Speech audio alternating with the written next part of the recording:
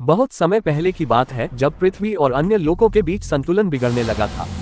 एक रहस्यमयी प्रयोग के कारण हल्क अनजाने में ही एक ऐसे द्वार से गुजर गया जो उसे सीधे त्रेतायुग में ले आया। चारों ओर घना वन, शांत वातावरण और दिव्य ऊर्जा फैली हुई थी। लेकिन हल्क के भीतर का क्रोध शांत नहीं था। हल्क का क्रोध। हल्क ने जोर से गर्जना की। हल्क सबसे ताकतवर है। उसकी एक मुट्ठी से धरती कांप उठी। पेड़ उखड़ने लगे, पशु भयभीत हो गए।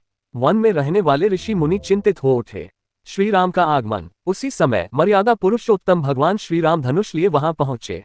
उनके साथ लक्ष्मण और हनुमान जी भी थे। राम जी ने शांत स्वर में कहा, हे वीर, क्रोध शक्ति को नष्ट कर देता है। सच्ची शक्ति संयम में होती है। पर हल्क कहाँ समझने वाला था। भीषण युद्ध। हल्क ने विशाल चट्टान उठाकर फेंकी। राम जी ने सहजता से धनुष उठाया और एक दिव्य बाण से चट्टान को आकाश में ही रोक दिया।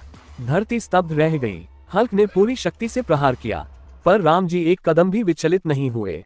हनुमान जी ने हल्क को देखा और मुस्कुराकर बोले, ताकत केवल शरीर में नहीं, मन की शुद्धता में होती है। राम जी की लीला। राम जी ने युद्ध रोकते हुए कहा, हे हल्क, तुम्हारा क्रोध तुम्हें बांध रहा है। इसे छोड़ दो, तुम्हें शांति मिलेगी। राम जी ने अपना हाथ हल्क के मस्तक पर रखा। एक दिव्य प्रकाश फैला। हल्क का क्रोध शांत होने लगा।